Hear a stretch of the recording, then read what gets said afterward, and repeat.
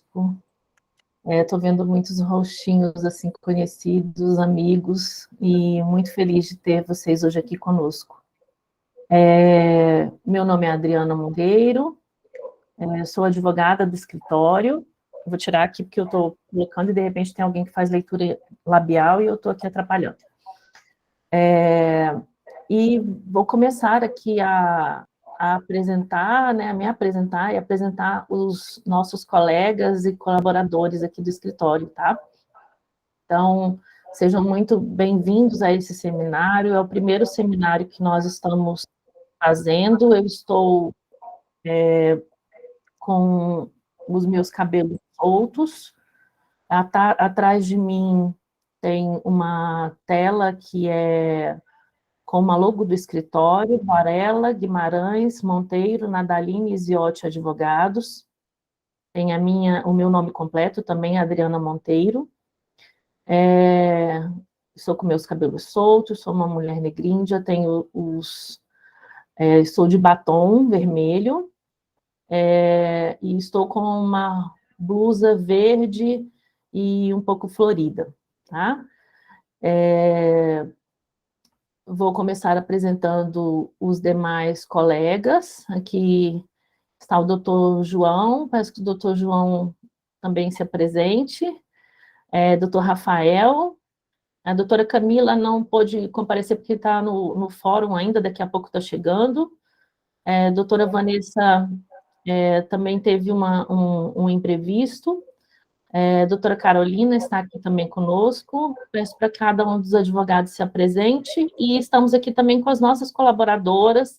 Vocês estão sempre falando aí com a Cláudia, quando ligam no escritório, é a Cláudia que recebe, que acolhe e que faz todo um trabalho aí com vocês de dar o suporte, né, do tenham calma, do estamos aqui, vamos conseguir resolver as coisas.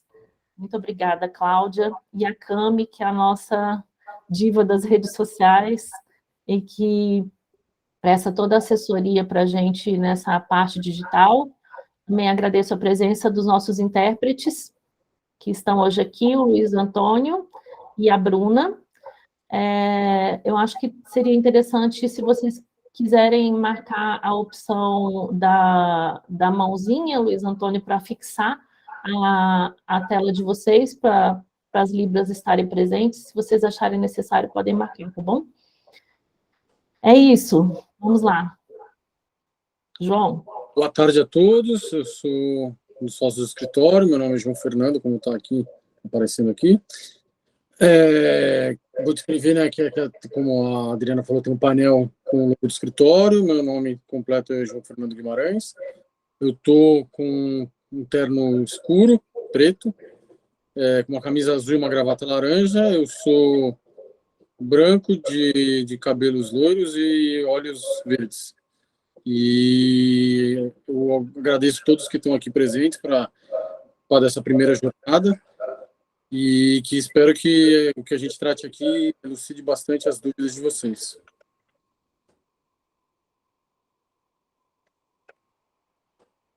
Doutor Rafael. Boa tarde a todos. Meu nome é Rafael Luiz Nadaline. Eu sou advogado criminalista, integrante aqui do escritório e trabalho na pasta de direito penal. Estou usando óculos preto, tenho cabelo castanho, com gel, camisa branca e uma gravata vermelha com tom listrado azul. Sou branco e tenho olhos azuis. É um prazer todo estar com todos vocês aqui e esperamos, né, que seja um sucesso nesse evento aqui e a gente possa contribuir cada vez mais para a inclusão da pessoa com deficiência.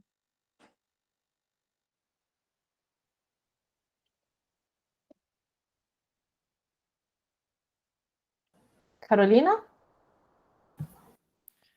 Obrigada, uma boa tarde a todos. Eu não sei se a minha conexão está boa, doutora Adriana. Está. Então, uma boa tarde a todos, muito obrigada a todos que compareceram. Eu sou uma mulher branca, de olhos azuis, cabelos escuros, estou com rabo de cavalo, estou vestindo uma blusa cinza escuro e tenho atrás de mim uma parede clara, né, uma parede branca, e também um móvel, uma estante em que tem uma flor, livros e um abajur. Eu sou sócia também do escritório e queria antes dizer que sou uma mulher autista, assim como a doutora Vanessa Ziotti. Nosso escritório, ele é pensado por e para a pessoa com deficiência. Obviamente que isso é um processo de construção, e eu acho que uma das coisas que a gente aprende no direito da pessoa com deficiência, nessa luta diária, é que é um processo, né? A gente vem de uma longa história de segregação, de violência contra a pessoa com deficiência, para então entrar numa fase de integração, para hoje a gente trabalhar tanto por inclusão. E assim também nas nossas vidas e no nosso escritório, esse processo de aprendizado, de conhecimento e de inclusão. Agradeço a presença de todos. Muito obrigada.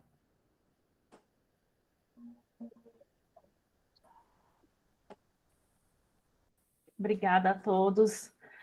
Nós vamos, então, começar a nossa primeira palestra, gente. Hoje temos muitas pessoas, assim, que amamos aqui conosco, né? Pessoas que respeitamos seus trabalhos. E hoje nós vamos abrir falando de educação inclusiva. É uma das demandas que nós mais recebemos aqui no escritório, né? E pela qual nós lutamos o tempo todo, né? Então, é com muita alegria que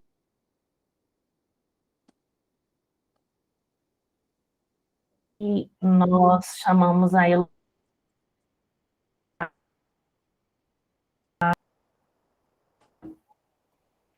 Bom, é um prazer, doutora Carolina, além de advogada, ela, né, do escritório, ela é minha irmã, né, minha irmã mais nova. Só quero complementar aqui a minha descrição, que eu estou com um fundo verde do escritório, com a logomarca do escritório, né, na minha descrição. E o que nós vamos falar aqui é um pouco sobre a inclusão na educação, né? A minha tarefa foi tentar trabalhar dentro do direito penal o que a gente pode fazer para a inclusão na educação. Bom, vou fazer só uma introdução, né? A pessoa com deficiência, ela sempre foi maltratada e sempre foi colocada à margem da sociedade no maior tempo da história humana, né? Nós temos aí um relato só, alguns relatos, né? Mas temos um relato importante que foi encontrado numa cadeira de rodas no Antigo Egito, mas durante toda a história, até as guerras, praticamente havia uma exclusão total da pessoa com deficiência, né? Depois que os direitos começaram a aparecer. No Brasil, nós temos algumas leis importantes, né? Que a gente vem galgando, vem lutando e vem conseguindo sucesso, né? E o artigo 4º da LBI diz o seguinte, fazendo o meu introito aí para o direito penal: toda pessoa com deficiência tem direito à oportunidade como as demais pessoas e não sofrerá nenhum tipo de discriminação, né? O que eu vou fazer o link aqui com o direito penal? Olha, vou contar alguns cases aqui rapidamente do escritório.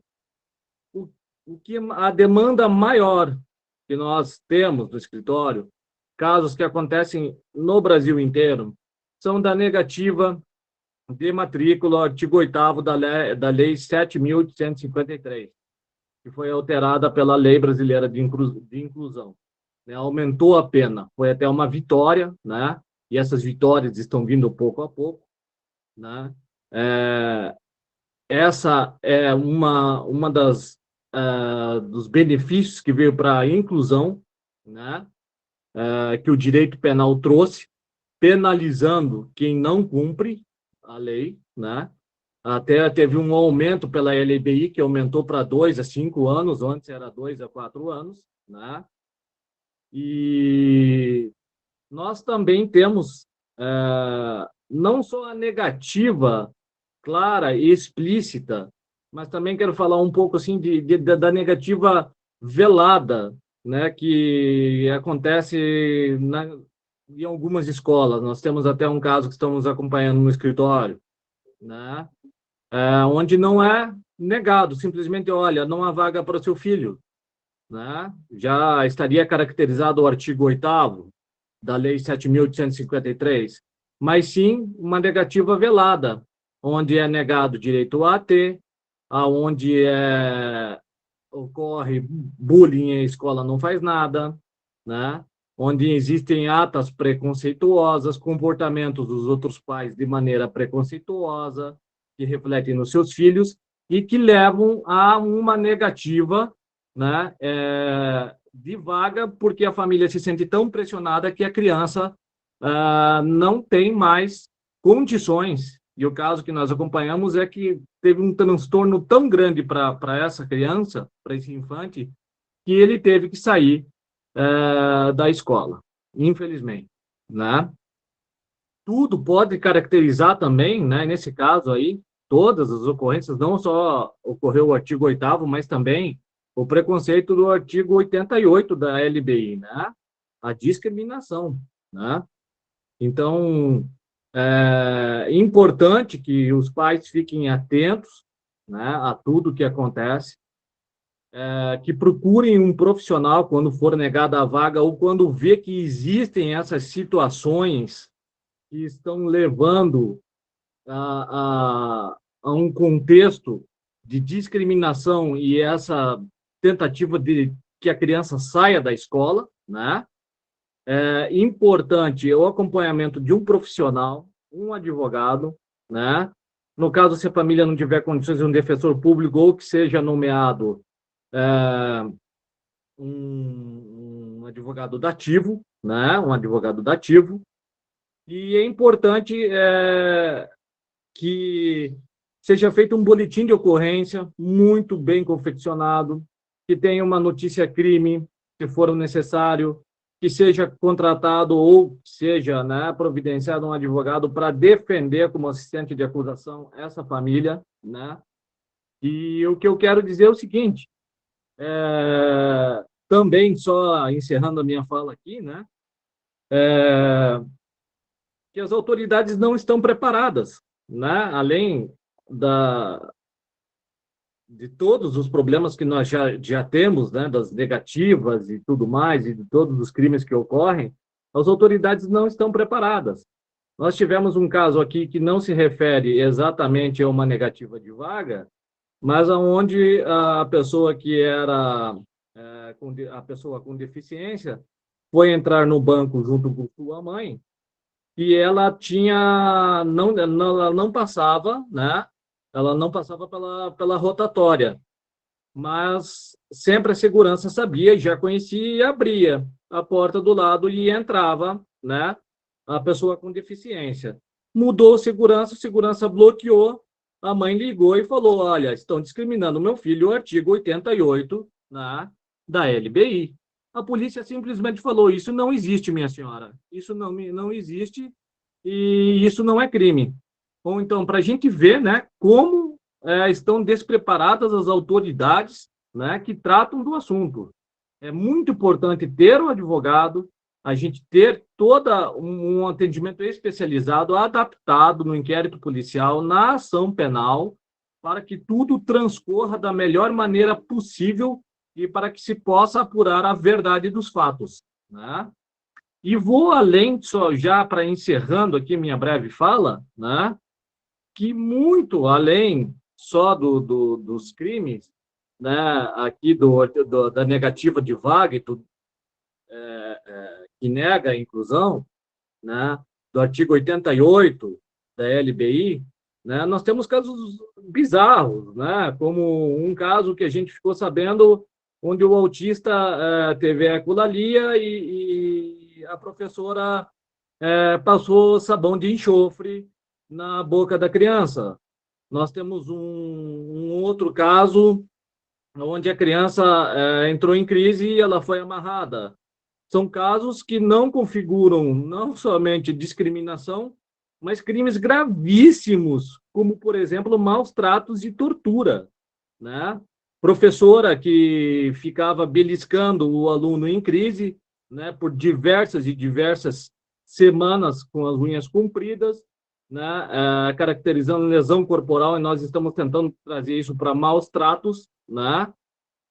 Enfim, lutem pelos seus direitos usando, né, pelos direitos dos seus filhos usando o direito penal. Ele é muito forte, e cada vez mais ele vem ganhando mais robustez, mais força. E quero trazer para vocês aqui, né, uma boa notícia, que recentemente o artigo 121, que trata de homicídio, ele aumenta a pena de 1/3, homicídio qualificado. Conseguimos incluir como qualificadora, né, de 1/3 até a metade, se a vítima é pessoa com deficiência ou doença que lhe impinge sofrimento, né? Estamos ganhando, estamos conseguindo galgar mais espaços, e usem do direito penal, dos seus direitos, para que eles sejam garantidos, mesmo que, como a gente fale, eles são a última ratio, mas, né, eles são a última esfera que devemos chegar, mas, se for necessário, cheguem lá, procurem assessoria adequada de um profissional. E meus agradecimentos por esse curto espaço. Espero ter falado aqui o suficiente para esclarecer alguns pontos, mas a luta tem que continuar, e nós estamos cada vez mais conseguindo galgar direitos tão importantes para os nossos filhos e nossos familiares e para a sociedade em geral. Eu agradeço muito a presença de todos. Obrigada, doutor Rafael. Vou chamar agora a Carolina para dar uma breve fala, porque a palestra da Heloísa está um pouquinho atrasada. Sim, sim. Uma boa tarde a todos, novamente. Eu só gostaria de complementar e fazer um link, né? Porque nós trabalhamos, é muito interessante como a questão educacional, ela muitas vezes está diretamente correlacionada com o direito criminal, né? E hoje a gente vai trazer a nossa palestra falando sobre o direito de inclusão. E eu só gostaria de alertar as famílias, os profissionais e as pessoas com deficiência, para que a gente sempre fique atento para esse momento de barreira, do que a gente está falando. Quando é que a gente ainda está falando da falta de capacitação, de equívocos na inclusão, e quando é que nós já entramos no território daquilo que é crime, né? Daquilo que é inaceitável. Eu queria trazer, então, essa reflexão, e para que a gente pense que, para que profissionais não cheguem nesse caminho do crime, é necessário capacitação, é necessário quebrar essa barreira de ignorância, de desconhecimento da condição da pessoa com deficiência e, sobretudo, dos instrumentos existentes para que possa ser feita uma inclusão escolar adequada, porque ela é possível, ela é viável e ela não é tão onerosa quanto parece. E mais do que isso, ela cria um ambiente social bom para todos. Uma escola boa para a pessoa com deficiência é uma escola boa para todo estudante, né? Sempre lembrando que é muito difícil que profissionais que não conseguem ver as necessidades gritantes de de um estudante com deficiência consigam ver as necessidades sutis daqueles que não possuem, né? Que não são crianças com deficiência. Eu gostaria, então, apenas de deixar esse pensamento mesmo, para que a gente trabalhe mais com inclusão e não precise, como a gente precisa hoje, tanto do direito criminal. Uma boa tarde a todos, Heloíse, eu agradeço muito a sua presença e desejo uma boa palestra. Obrigado pela presença, professora Heloíse. Uma boa palestra. Adriana, você faz a apresentação, né? Tá. Obrigada. Gente, nós estamos aqui hoje com uma super professora, que é a Heloíse. A Heloíse, ela é professora tanto da rede estadual de São Paulo, como da prefeitura, né? Trabalha com aquilo que nós entendemos que é uma das partes mais difíceis da questão da educação, que é a educação de pessoas autistas, porque elas precisam de vários tipos de adaptação, e que nem sempre as escolas estão preparadas para oferecer, não temos professores capacitados, não temos materiais, recursos assistivos, e muitas outras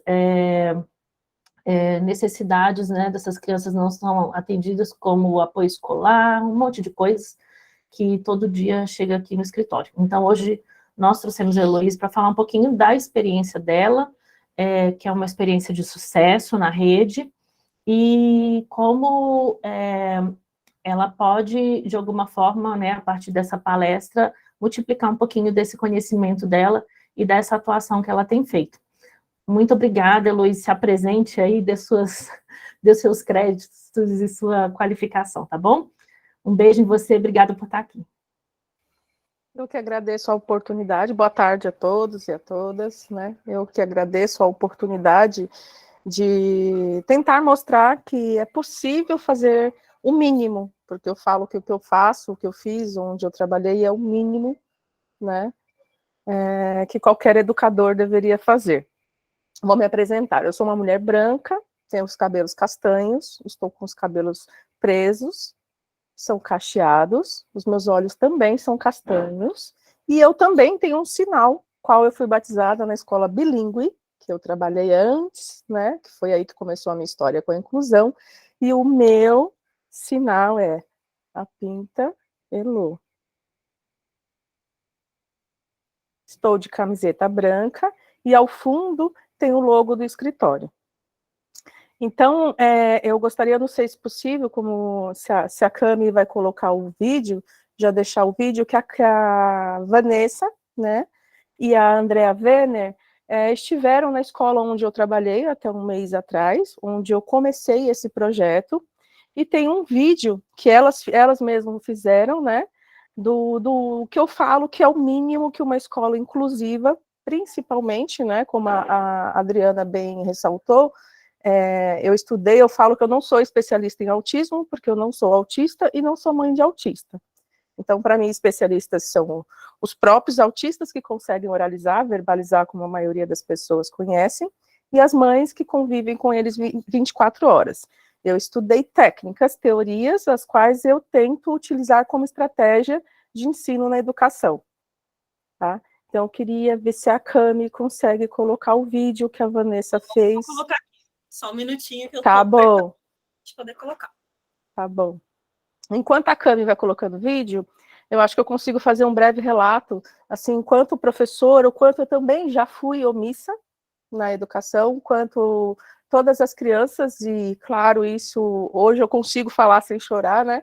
O quanto eu já também não enxerguei as crianças, as pessoas com deficiência, enquanto eu atuei como professora em sala de aula, né? Eu sou professora de artes, a minha formação inicial é em artes plásticas, depois estudei pedagogia, depois psicopedagogia, e depois eu fui fazer uma especialização através de uma das mães da escola bilíngue, que se chama uma MF, né, da Prefeitura de São Paulo, que se chama José Saramago, que é um polo bilíngue para surdos. E lá, claro, como todas as escolas, não tínhamos apenas a comunidade surda, as pessoas, as crianças surdas, tínhamos muitas crianças com deficiência. E eu já não estava mais atuando como professora, eu estava como coordenadora pedagógica. E eu me deparei com aquele cenário que eu não sabia o que fazer.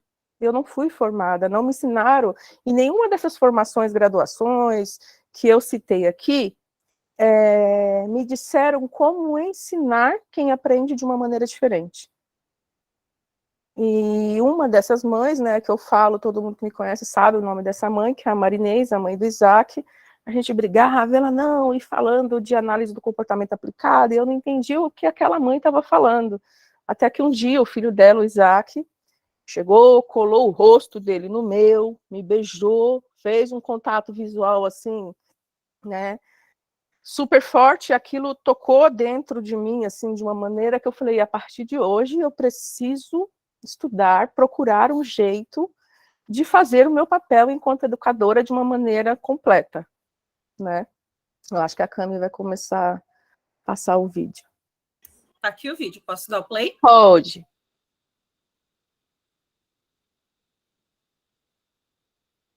A escola, ela que cuida da parte de treinamento de professoras, de fazer inclusão. Olha todo o material adaptadinho aqui, ó. Coisa mais linda.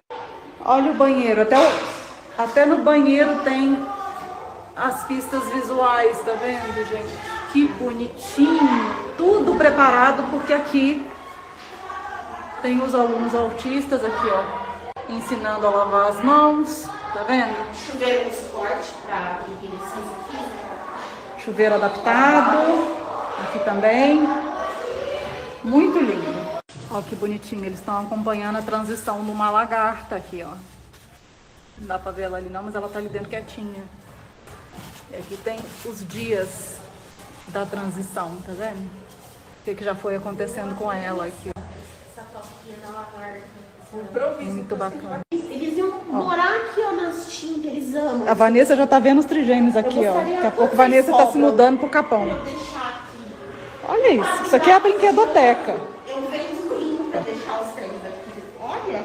Olha que amor essa brinquedoteca. Olha isso, gente. Sabe o que é isso? É uma escola pública. É bom para quem tem preconceito com escola pública, olha o que pode ser uma escola pública, com uma direção bacana, que luta por recursos, que usa bem os recursos. É isso aí, ó. Olha que fofura. Aqui é a sala de recursos, ó. As fichinhas. Fichinhas. Olha que bacana. Olha, gente. Brinquedos. E cada criança tem o seu PEI, gente. Que é o sonho, que as mães às vezes pedem na escola e parece que tem que torturar alguém para sair um Parece que é PEI. favor, né? Mas não é não, viu, gente? É direito. É direito. Não é favor, não. O PEI, olha lá. A pastinha do Fábio aí, ó. Ó, olha esse exemplo aqui, ó. Como que a criança tá nas habilidades básicas, tá vendo? Para saber algumas coisas que tem que trabalhar, que tem que melhorar, aquela coisa toda. Só um exemplo.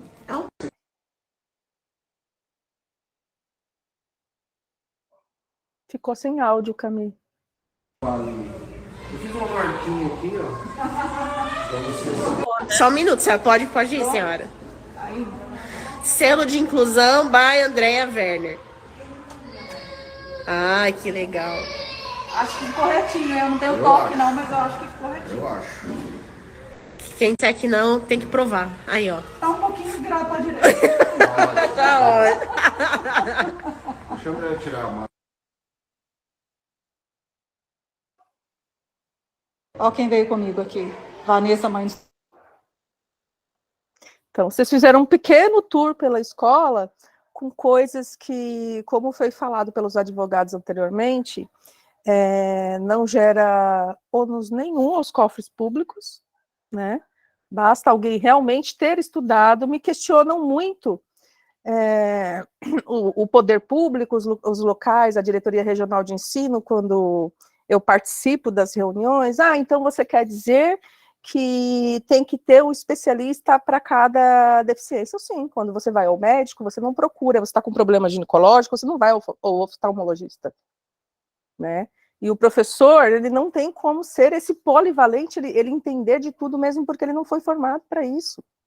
Ele não sabe ensinar, ele não foi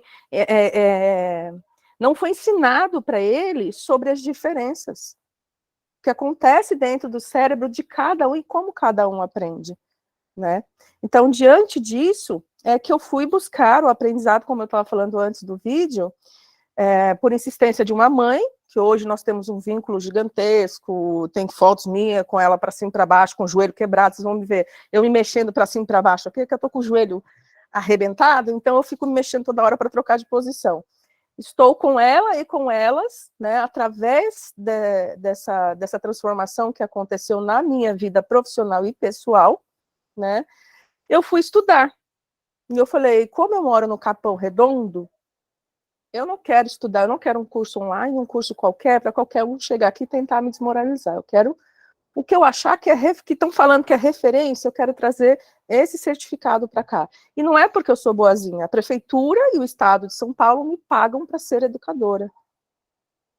Eu fico realmente triste e me sinto mal, entendo a intenção das mães, quando elas me agradecem, querem me presentear, mas eu não acho justo, porque a prefeitura e o estado de São Paulo me pagam para isso, para ser educadora.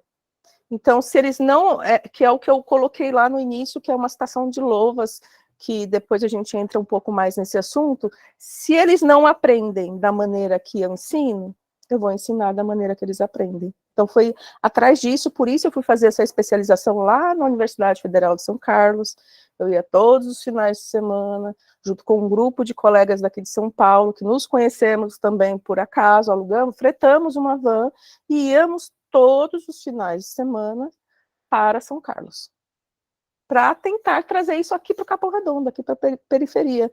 Por isso que eu brinco. Tem especialista no Capão? Tem, sim, senhor. E as sementinhas, devagar, a gente sabe que é difícil, mas as sementinhas, né, a escola onde eu vou, o que falta? O professor vê na prática como isso funciona. Eles aprendem. Nossa, eu achava que eles não aprendiam, que eles não seriam, que eles não entendem nada. Não, eles entendem tudo.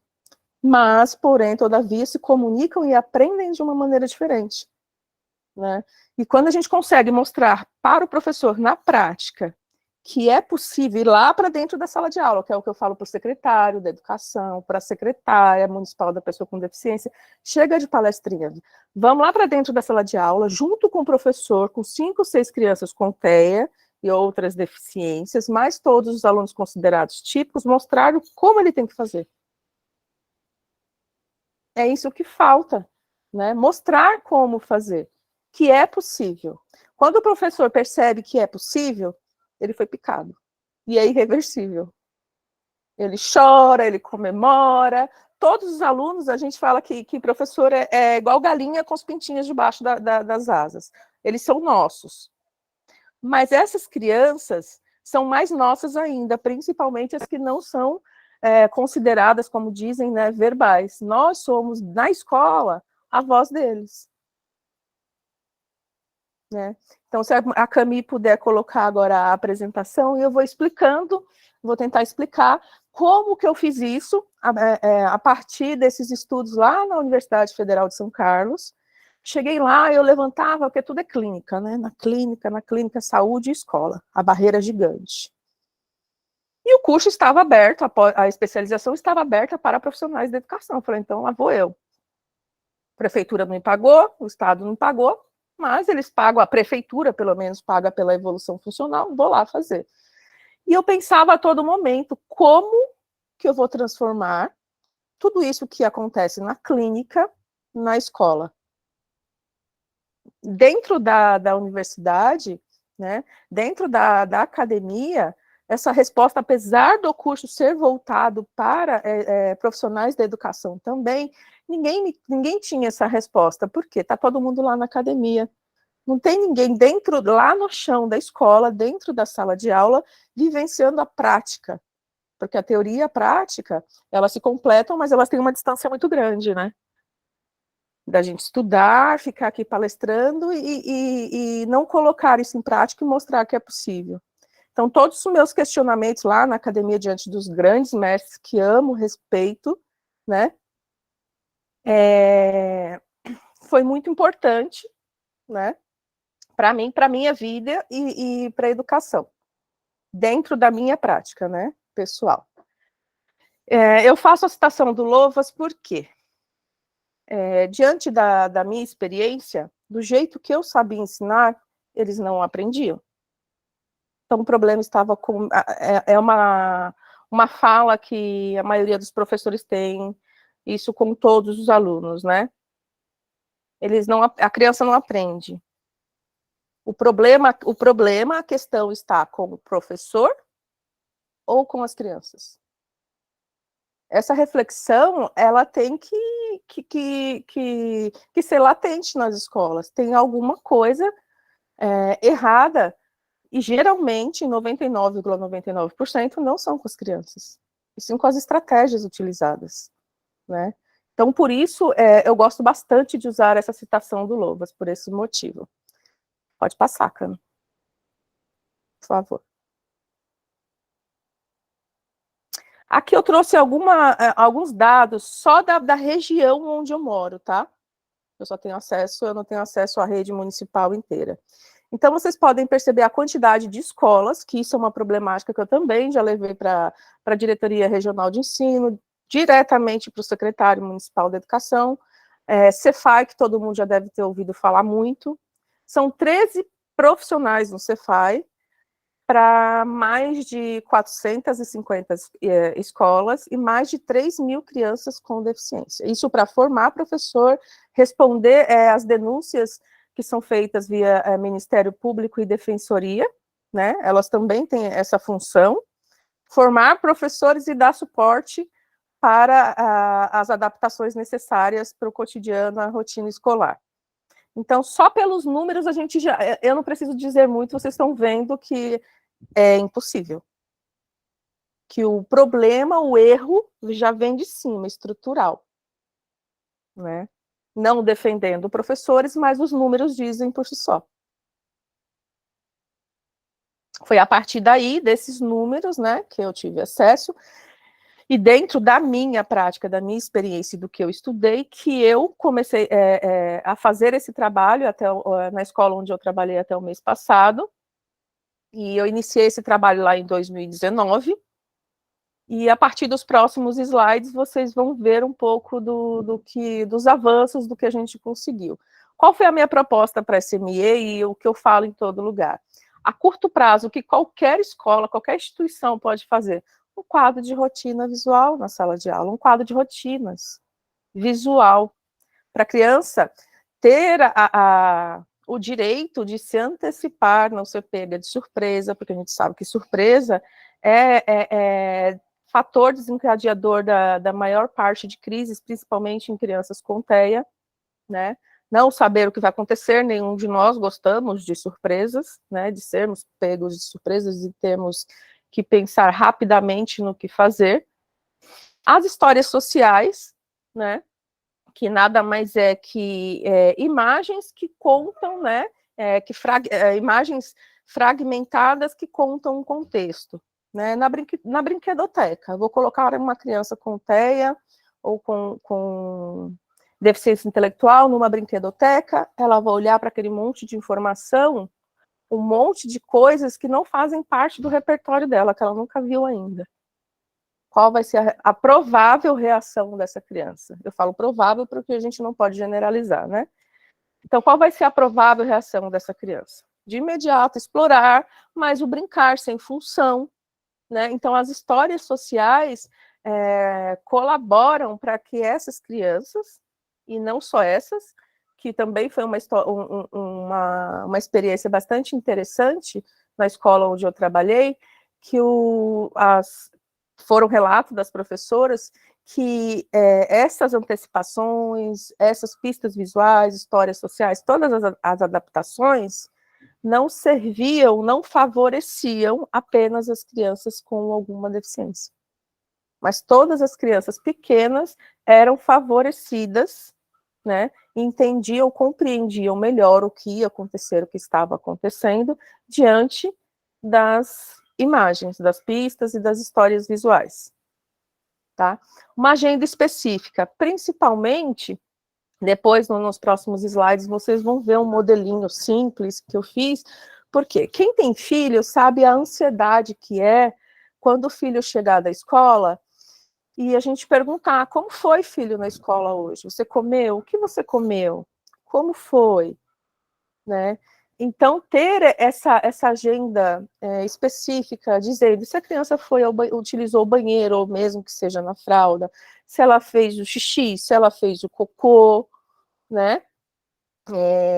Quantas vezes foram, qual o horário, que isso é muito importante, para poder a gente realmente acompanhar os comportamentos da criança, principalmente quando ela está em processo de desfraude, né? A estruturação das atividades, jogos e brincadeiras, que também foi uma coisa bastante interessante, e que chegou a um determinado momento. No começo nós tínhamos, nessa escola onde eu trabalhei, 3 crianças com TEA matriculada, no ano seguinte 9, no outro ano 30.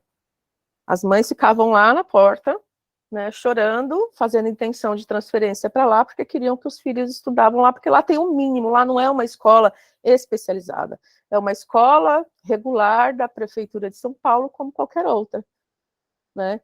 Então, gerou tudo isso, por quê? Porque nós tentamos preparar a escola minimamente para que essas crianças e todas as outras conseguissem se comunicar e compreender o que ali acontecia. O famoso PEI, que é o Plano de Ensino Individualizado, mas em outros lugares tem outros nomes, né? Que eu fiz durante bastante tempo formação com a equipe de professores, equipe docente da escola, para que a gente aprendesse, para que eles aprendessem junto comigo a elaboração desse PEI, o que é um PEI, o que precisa ter nesse PEI, tá? E as reuniões periódicas com as famílias, porque é um processo, como foi dito anteriormente. A família precisa compreender, tem o direito e precisa compreender o que está acontecendo com o filho dela na escola. Quais estratégias estão sendo utilizadas para que em casa ela tente dar continuidade nesse trabalho. Pode passar, Cami. Esse foi um quadro que nós fixamos em todas as salas da escola, né? Depois, em outras imagens, acredito que tenha, nós colocamos velcro autoadesivo, e cada professor, no início do ano, dentro do planejamento dele, dentro do PEI, nos passam as imagens do que acontece no dia a dia, e eles montam essa rotina, não exatamente, especificamente, só com a criança com deficiência, mas com toda a turma, tá?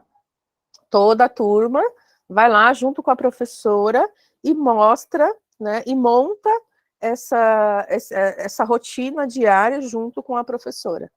Pode passar, Cami.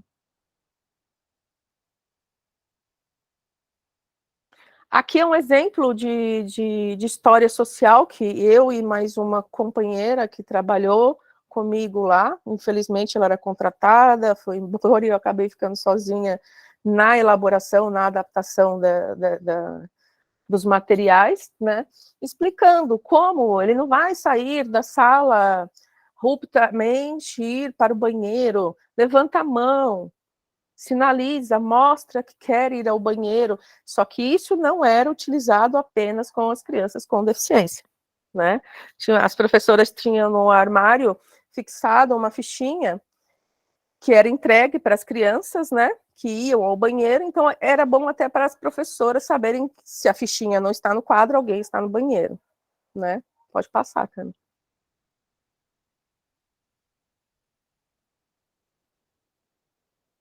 Pista visual, mais uma vez, as pistas visuais que tinham na escola, todas foram fornecidas para as famílias, né, com deficiência que estudavam no CEMEI. Para quê? Para dar continuidade nesse trabalho em casa, para que as imagens fossem as mesmas, para que as crianças reconhecessem as instruções dadas na escola e seguissem em casa. Pode passar.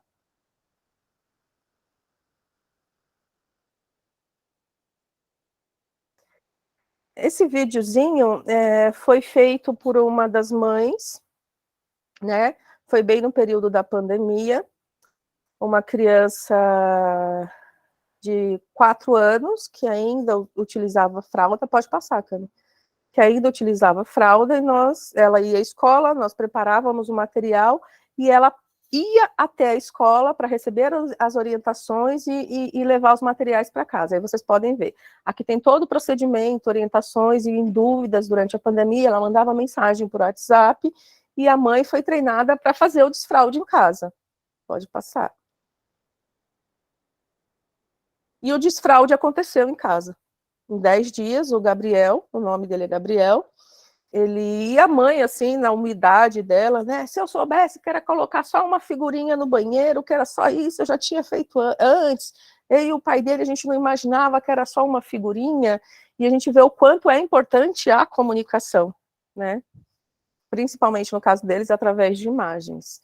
Vocês podem reparar que aqui na imagem que a Cami está colocando aí do banheiro, a mesma pista visual utilizada na escola foi a que foi enviada para a casa da criança, tá?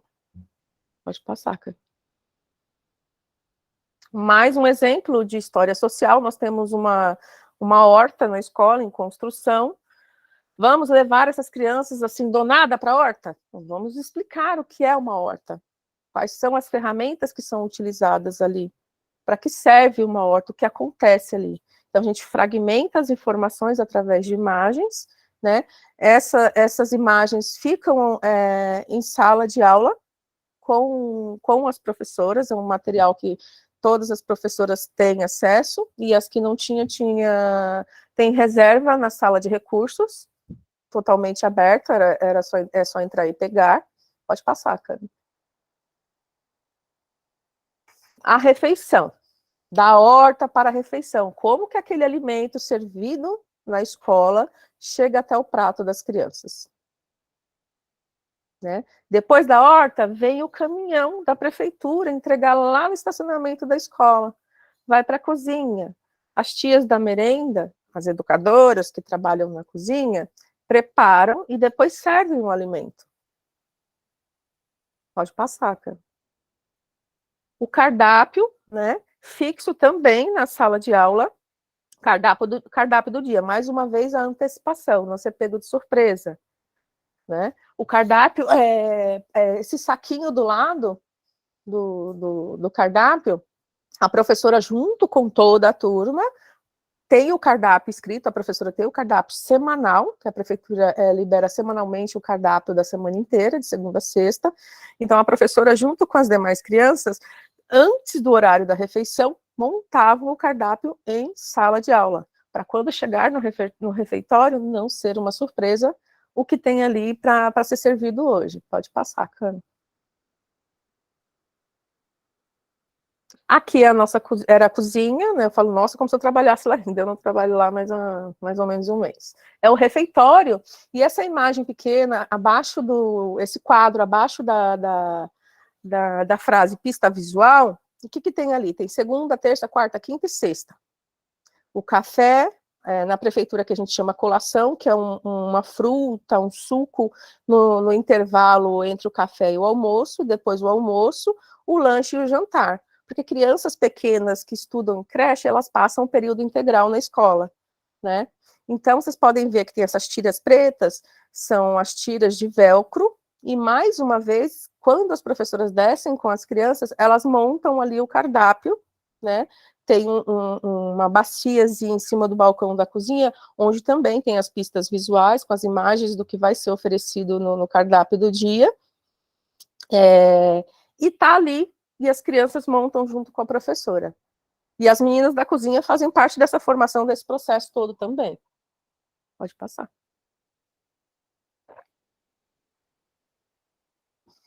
Eu não sei se esse é vídeo ou se é só imagem.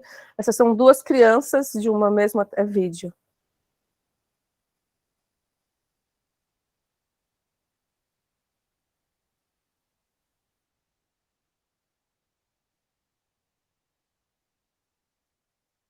Crianças que, quando chegaram para nós no CEMEI, não comiam, ou comiam apenas, se alimentavam apenas com as mãos, né?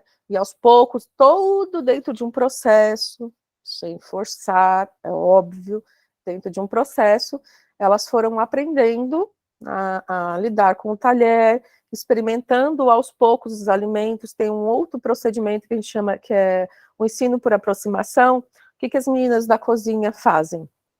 com todas as salas onde tem crianças com TEA, com rigidez de comportamento ou seletividade alimentar.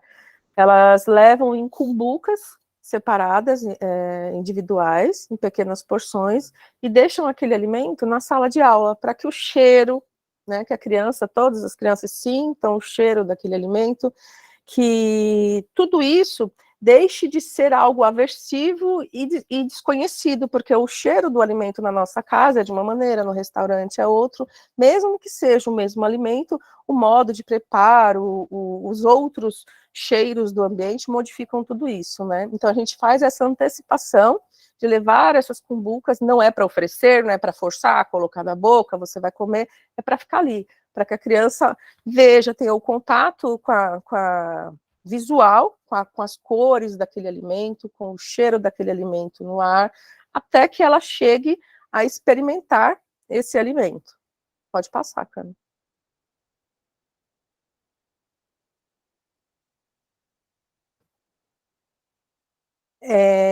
Praticamente, aí tem a professora Lênia, eu não sei se ela está aqui, ela disse que estaria. Na sala dela nós tínhamos 5 crianças com TEA.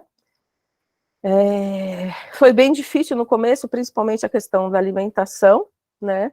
Mas todos que vocês estão vendo aí nas imagens conseguem se alimentar, tem coisas que conseguem ingerir, outras não, e nós respeitamos isso. Tem crianças que só comem o crocante, então a escola, a prefeitura fornece o frango, o peito de frango. Então as meninas da cozinha preparavam esse peito de frango, ao invés de cozido, desfiado como era para todos, em formato de nuggets. Trituravam, porque tem um moedor, né? Trituravam e passavam ali, porque não pode ter fritura. Então, dentro dessa rigidez, dessa seletividade alimentar, do que as mães traziam de informação de preferências alimentares, a gente tentava ao máximo adaptar para que a criança não deixasse de ingerir os alimentos durante as refeições. E vocês estão vendo que dá certo. Pode passar, Cami. Esse é um exemplo da agenda que eu falei lá no começo, muito, muito, muito simples. Tem lá a opção de café da manhã, o lanche, né? Se fez xixi, se fez cocô, se dormiu, quanto tempo foi, e um espaço para a professora colocar outras observações. E atrás também tem algumas linhas para a mãe responder, né? Tirar dúvidas, porque a correria, o dia a dia do professor é bastante complicado em sala de aula. Então, colocar especificamente exatamente tudo o que aconteceu dentro da sala de aula é bastante complicado. Então, essa foi uma maneira que a gente encontrou e que deu bastante certo, de que as mães tivessem acesso ao mínimo da rotina escolar dos seus filhos. Pode passar.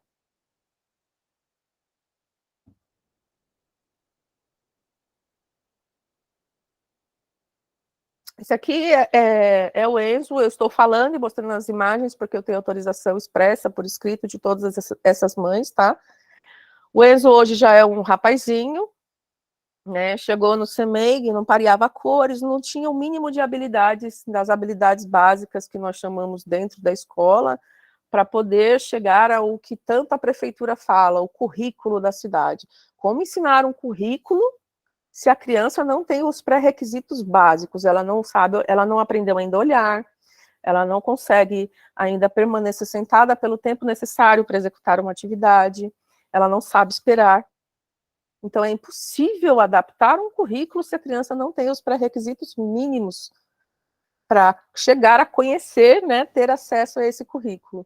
Pode passar, tá? 5 minutos. Já deu? Tá. Já estou terminando aqui. Vou tentar falar menos. Essa criança também tem autorização, o nome dele é Pedro, pode colocar o vídeo, Cami. Acho que você apertar e vai.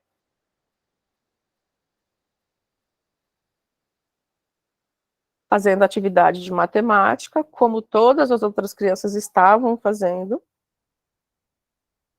Eu falo que ele é meu gêniozinho da lógica e da matemática, a criança é fera.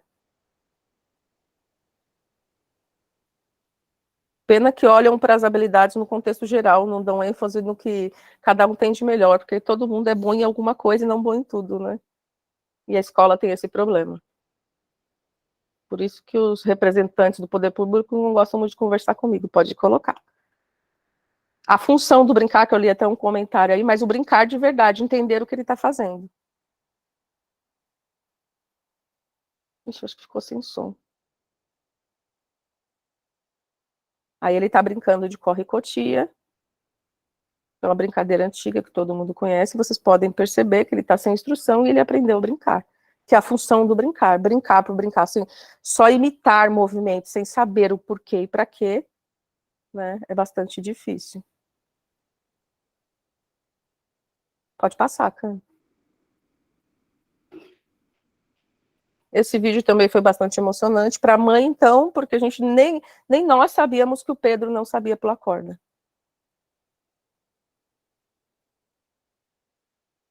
Coisas que parecem simples para nós, para eles e para as mães, é algo assim fantástico. Aí é um exemplo de adaptação que nós fazemos na escola, a professora passa o planejamento dela, e minha criança com TEA não para quieta, ela não presta atenção na história, porque ela não tem repertório, ela não sabe, por exemplo, o que é uma lagartixa. Então, digitalizava página por página do livro, plastificava, a professora apresentava parte por parte do livro para todas as crianças numa roda, e depois ia para a contação de história com o livro original montado. Pode passar. Aqui é mais um exemplo de estruturação, adaptação. As professoras, principalmente na educação infantil, gostam muito de cantar as famosas musiquinhas, né? Então, mais uma vez, entram as pistas visuais, a professora canta e faz o pareamento para ver se a criança está compreendendo, né? Pareando, juntando a semelhança do que a professora está falando e com as imagens. Isso era divertido não só para as crianças com TEA, repito, isso era interessante para todos, virava uma guerrinha na sala de aula, porque todo mundo queria essas atividades. Pode passar, Cami. E aqui eu demonstro o que deve ter um PEI, né? Quais são avaliação, qualquer tipo de avaliação, como que a gente avalia uma criança com deficiência? Né, existem vários tipos de avaliação, algum deles precisa ser utilizado. Uma criança sem deficiência, os professores fazem o que a gente chama de avaliação diagnóstica, de sondagem, que é bastante conhecido, e uma criança com deficiência, como nós avaliamos, né? Então, tudo isso tem dentro do PEI, eu fazia nas formações essas explicações, né, laudos, os objetivos de curto, médio e longo prazo, as estratégias, os procedimentos que seriam utilizados com as crianças, né, para que elas aprendessem aqueles objetivos que foram traçados dentro das necessidades específicas de cada uma. Pode passar, Cami.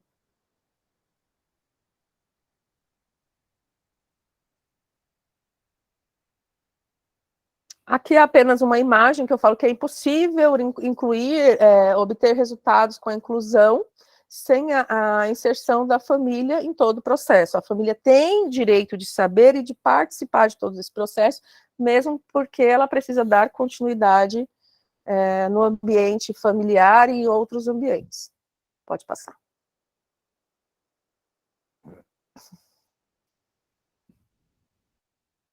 Aqui é a imagem da escola onde eu trabalhava, né?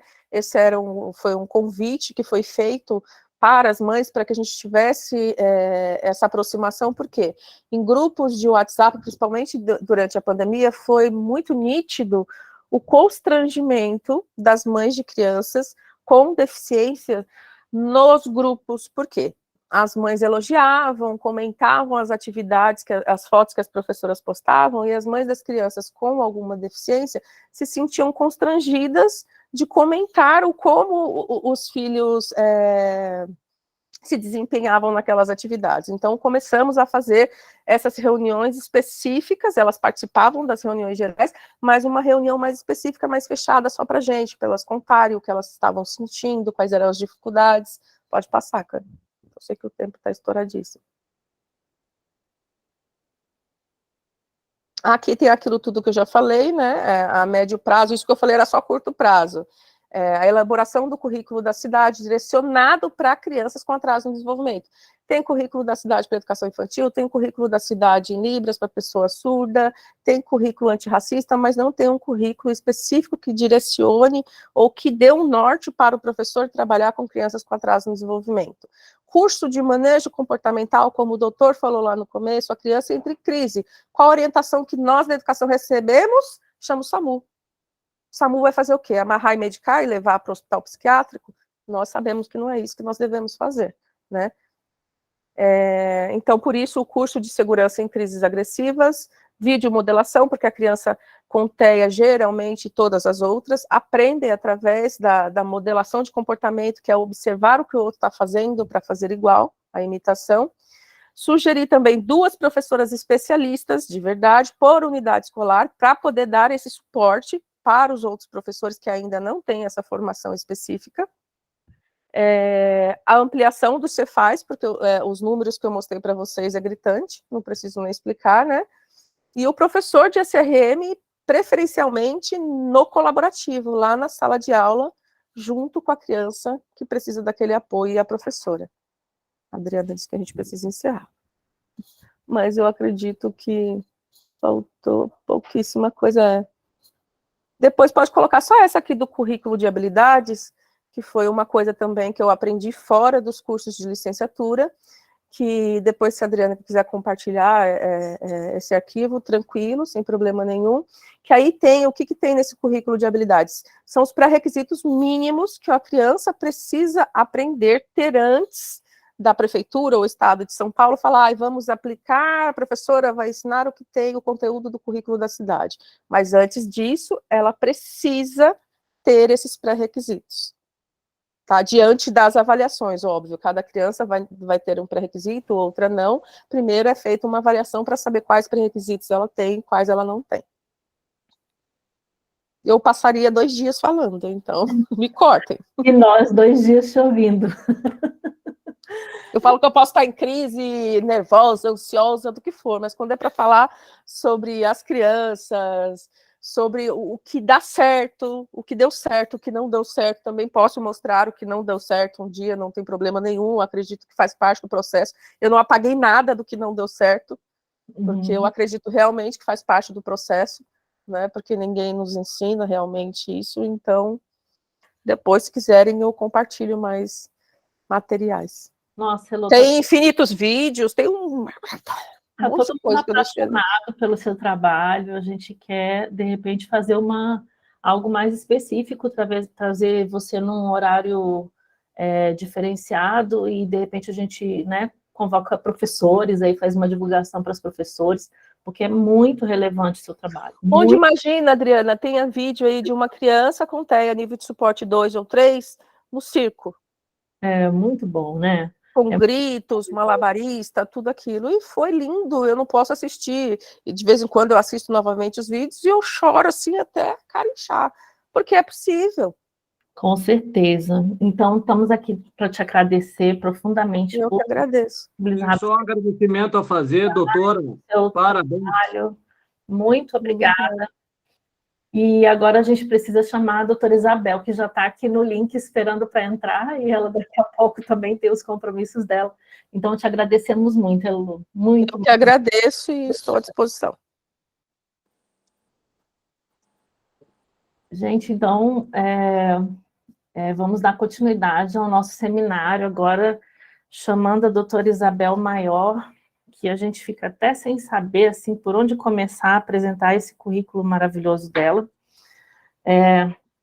A doutora Isabel é uma das pessoas, talvez, mais relevantes no nosso país, no que diz respeito às questões relativas às pessoas com deficiência, né? Doutora Isabel de Loureiro Maior, professora aposentada da Faculdade de Medicina da UFRJ, mestre em Medicina Física e Reabilitação,